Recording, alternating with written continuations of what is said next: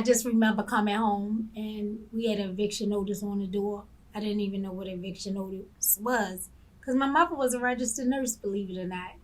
So I had a good life, and I read this notice, and I called. I called because I wanted to see. They're saying they're putting us out in a week. What does this mean? So I called, and the landlord, I never forget, he was a trashy piece of, and he was basically like, my mother hadn't paid for 8 months. He had gave her several chances, and if basically by Friday, the following Friday, if we didn't have the money, that we would be evicted.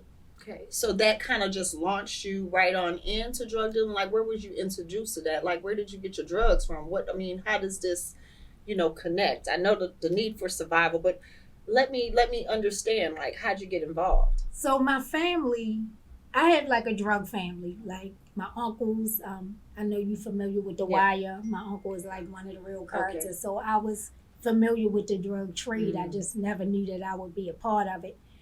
And I was kind of like really embarrassed about my mother's addiction, so I kind of hid it. So I basically asked my uncle to give me some work.